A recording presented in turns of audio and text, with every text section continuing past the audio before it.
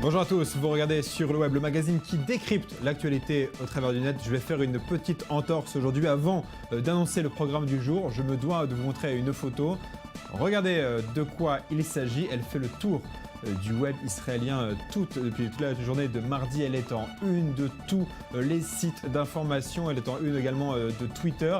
Et c'est très sérieux, hein. Elle vient du journal israélien The Post et le photographe Marc Israël Selem qui a immortalisé l'instant. Voilà, je vous laisse la regarder encore un peu. Je ne fais aucun commentaire. La photo se suffit à elle-même. Je vous laisse imaginer les réactions. Voilà, au programme aujourd'hui, les startups israéliennes très présentes au Salon mondial de la téléphonie mobile. Twitter, encore théâtre de messages antisémites. Et nous terminerons avec une course en canapé sur neige.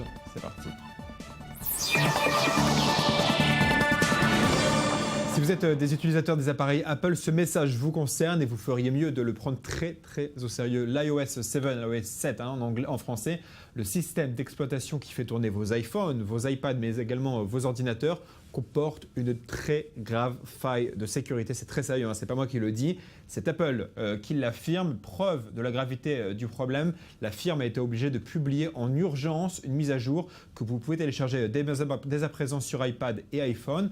La mise à jour pour les ordinateurs, pour les Mac, sortira un peu plus tard. Alors, pour faire simple, lorsqu'un appareil Apple est connecté sur un site qui est censé avoir une connexion sécurisée, par exemple pour faire un achat avec une carte bleue, en fait, le site ne l'est pas du tout et cela permet aux pirates de tromper les systèmes de vérification et d'intercepter l'intégralité des communications avec un service, notamment un service de banque en ligne par exemple. Donc il vous est donc chaudement recommandé de mettre à jour vos appareils et de guetter également la mise à jour pour les ordinateurs Mac dès qu'elle sera disponible. Il semble que 2 jours ne peuvent pas s'écouler sans que l'on parle de WhatsApp. Après le rachat de l'application la semaine dernière pour 19 milliards de dollars par Facebook et la panne géante ce week-end, WhatsApp refait parler d'elle. Jane Koum, le PDG de l'application, a affirmé lors du Mobile World Congress de Barcelone que WhatsApp proposera bientôt des services d'appels vocaux gratuits. Oui, vous allez pouvoir passer des appels téléphoniques avec WhatsApp. Il a par ailleurs précisé que le nouveau service sera disponible au printemps sur Android et sur iPhone et un peu plus tard sur BlackBerry et smartphone Microsoft et Nokia. On imagine évidemment que les applications concurrentes comme Vine ou encore Viber, les opérateurs de téléphonie mobile ne vont pas être du tout contents. Ils sont déjà très affectés par le succès de WhatsApp. Et ça se comprend quand on regarde les statistiques de WhatsApp. Selon le patron de l'application, WhatsApp compte 465 millions d'utilisateurs actifs par mois et 330 millions de messages sont envoyés tous les jours via WhatsApp, ce qui fait une augmentation, tenez-vous bien, de 15 millions de plus par rapport au nombre présenté la semaine dernière lors du rachat de Facebook. 15 millions. Allez, on passe à notre dossier du jour. Notre dossier du jour nous mène à Barcelone où a lieu cette semaine le plus grand salon au monde de la téléphonie mobile. Alors, il y aurait beaucoup à dire sur les nouveautés présentées là-bas. Il y a les objets connectés, notamment les montres, les annonces de Samsung, Firefox qui veut proposer un smartphone à 25 $. Oui, 25 $ le smartphone. Bref, les infos arrivent un peu en cascade, mais ce qui nous intéresse plus particulièrement aujourd'hui, c'est la place d'Israël à ce salon mondial parce que l'État juif est représenté sur place par des dizaines et des dizaines de startups. Les chiffres varient selon les sources. Certains affirment même 170 startups sur place. Ce qui est sûr en tout cas, c'est qu'Israël est à la 4e place au monde derrière les États-Unis, l'Allemagne, la Grande-Bretagne et la France en termes de startups représentées sur place. Mais quand on compare le nombre de startups sur place par rapport au nombre d'habitants, Israël est loin, très loin à la première place. On regarde d'abord une vue d'ensemble du salon et on en reparle après.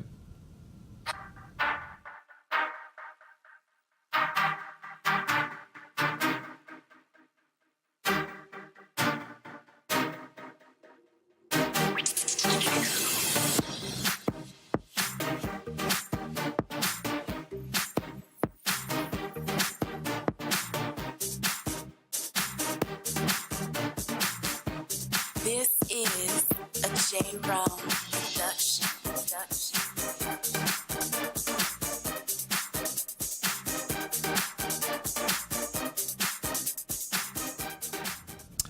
Et pour parler de ce sujet, j'ai le plaisir d'accueillir sur ce plateau Michael Bensadoun. Bonjour. Bonjour. Vous êtes le fondateur de Gvaim. On va peut-être présenter ce qu'est le programme Gvaim pour ceux qui ne le connaissent pas. Avec plaisir. Donc Gvaim est une association à but non lucratif qui travaille pour accompagner les Olim, les immigrants hautement diplômés du monde entier. Ceux qui arrivent en Israël. Ceux qui arrivent en Israël, exactement. Et aussi les entrepreneurs qui décident de créer leur start-up en Israël. Donc Gvaim existe pour que leur alia, donc leur immigration en Israël, soit un succès à tous les niveaux. D'accord, et j'ai aussi, nous avons en ligne également via Skype Yossi Dan, bonjour. Salut Julien, salut Michael. Comment allez-vous? Très très bien, merci. Alors vous êtes expert en innovation, vous dirigez également un incubateur. Merci à vous deux d'être là pour comprendre un peu la place d'Israël dans ce salon international. Tout d'abord Michael, est-ce que Israël est surreprésenté et pourquoi Israël est surreprésenté finalement à ce salon du mobile à Barcelone? On le dit, hein, en termes de population de start-up par habitant, Israël est très loin devant tout le monde. Israël, comme vous le savez, c'est la Startup Nation. Donc, dans tous les domaines où l'entrepreneuriat est actif, en Israël, il y a un boost de l'écosystème de l'entrepreneuriat avec beaucoup d'accélérateurs, beaucoup d'entrepreneurs. En particulier dans le domaine des mobile applications, le domaine est en expansion très forte. Et tous les succès de Waze, de Viber, ça crée beaucoup d'inspiration, beaucoup de nouveaux entrepreneurs qui se lancent dans ce domaine-là.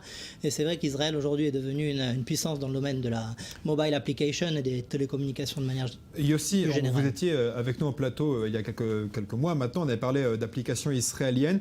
Qu'est-ce qu'on peut attendre en termes de high-tech israélien sur la téléphonie mobile? Quelle est la prochaine application finalement qui va faire parler d'elle, vous pensez?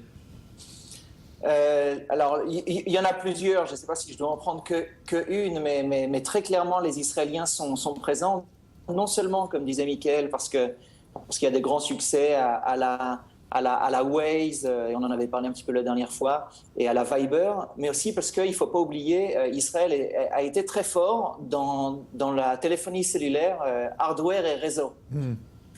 Quand on voit d'excellentes startups qui sortent aujourd'hui dans les Connected Objects, par exemple, on voit vraiment que le mobile, ça devient une télécommande universelle qui va de manière très simple nous donner des informations sur tous les objets qui nous entourent. Et ça, là-dessus, Israël a beaucoup de choses à montrer.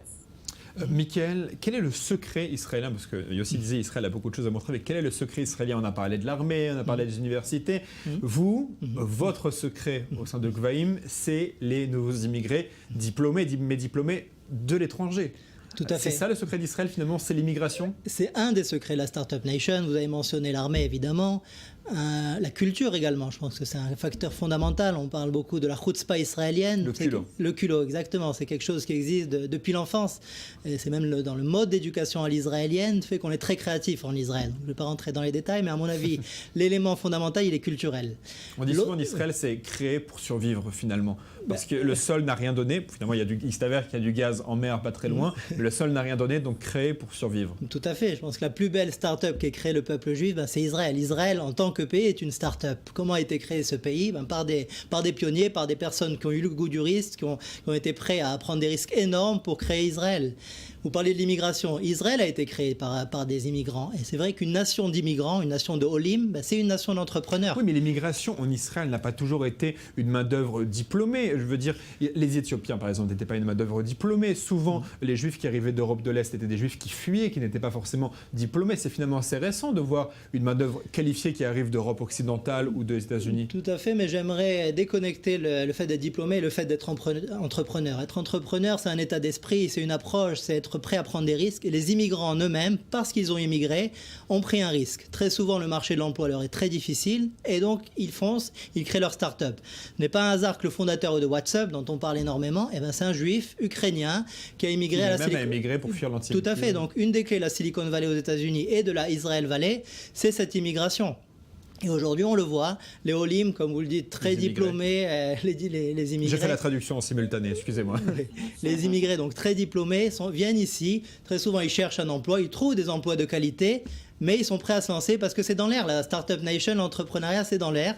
Et très souvent, ce qu'on se constate à Agvaé, mais dans notre programme d'incubation La Ruche, c'est les équipes qui sont formées d'immigrants et d'Israéliens. Alors, Yossi, je vais vous redonner la parole. Ce qui est assez impressionnant, c'est au cours des dernières semaines, c'est les prix de rachat des startups. Viber, 900 millions de dollars, si mes souvenirs sont bons. WhatsApp, 19 milliards.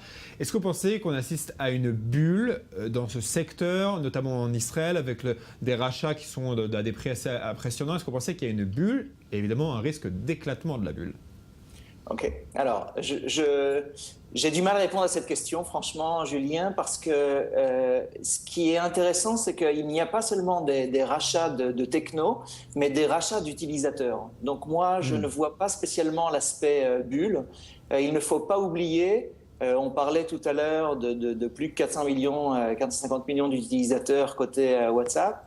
Il ne faut pas oublier qu'à quelques jours d'intervalle, Viber se faisait acheter par un géant des telcos japonais, 2 fois le prix que ICQ avait été racheté par AOL. Mais attention, il y a à ce moment donné de Viber des dizaines de millions d'utilisateurs actifs sur une base de données de l'ordre de 300 millions. Donc même s'il y a quelque part des fois des spéculations autour de prix très importants qui sont mis aujourd'hui sur la table. La grande différence, voilà, c'est ça, la grande différence. C'est qu'il y a une vraie base d'utilisateurs. Exactement. Merci beaucoup, Yossi Dan, d'avoir été avec nous. Merci beaucoup à vous, Michael Ben Sadoun. Excusez-moi. Je rappelle que vous dirigez le programme Gvaé, mais il y a aussi, je rappelle que vous dirigez un incubateur. Vous êtes expert en innovation. Merci à vous d'avoir été avec nous. Merci à vous. On parle à présent de Facebook qui a décidé de changer sa politique vis-à-vis des comptes des personnes décédées. Alors, jusqu'à présent, les proches d'un défunt pouvaient demander à Facebook de placer son compte en mode mémorial et ainsi limiter son accès aux seuls amis. Les autres internautes ne pouvaient plus voir le compte et ses contenus. Dorénavant, les profils des personnes décédées conserveront les paramètres mis en place par le propriétaire du compte. Alors en fait, selon Facebook, ce changement permet de contribuer au processus de deuil pour les familles et les personnes qui ne sont pas amis Facebook avec le défunt. Alors qu'est-ce qui a poussé Facebook à faire ce changement? Eh bien c'est cette vidéo. Regardez, c'est un père qui a perdu son fils et qui voulait récupérer, vous savez, cette vidéo Look Back qui résume la vie que vous avez eue sur Facebook. Regardez le message du père d'un défunt à Facebook. Tous les jours, certains fous ne savent juste plus quoi faire. Et c'est ce que je suis en train de faire. Je m'adresse à Mark Zuckerberg et Facebook maintenant. Vous avez créé ces films, ces nouveaux films que tout le monde a partagés, et je pense qu'ils sont super. Quand mon fils est décédé le 28 janvier,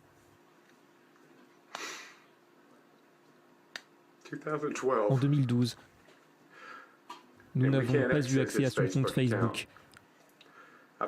J'avais trié ses mails et d'autres choses différentes, mais cela n'a pas fonctionné. Tout ce que nous voulons est de voir son film, c'est tout.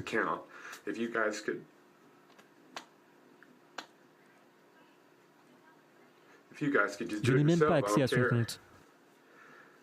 Si vous pouviez le faire vous-même, cela m'est égal. Mais tout de même, tout le monde publie ces vidéos qui deviennent virales. C'est ce que j'essaye de faire. Donc je demande à mes amis de partager cette vidéo, à vos amis de la partager, et ainsi de suite. Et peut-être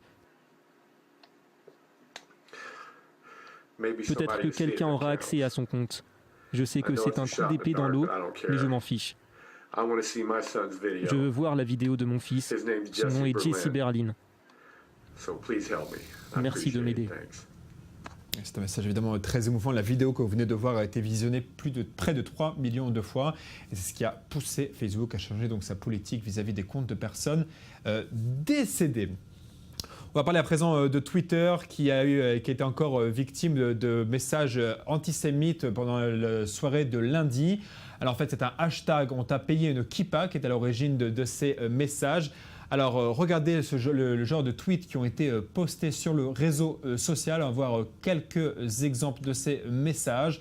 Je préfère ne pas les lire vu le contenu vulgaire, mais vous les découvrez vous-même à l'écran. Donc plusieurs messages de ce genre. Également des messages accusant les Juifs d'être responsables des maux du pays. Des références à la Shoah, des références aux clichés du juif et de l'argent bien souvent. Voilà, le juif et l'argent, donc la Shoah, le juif responsable des maux du pays et la Shoah, comme toujours. Et après l'épisode du hashtag d'un bon juif, c'est donc un nouvel exemple de dérapage raciste sur Twitter. On va passer à des sujets bien plus détendus, les sujets décalés du jour, c'est l'œil du net. Les JO d'hiver, c'est fini et c'est bien dommage parce que je viens de découvrir un nouveau sport qui, à mon avis, a de l'avenir.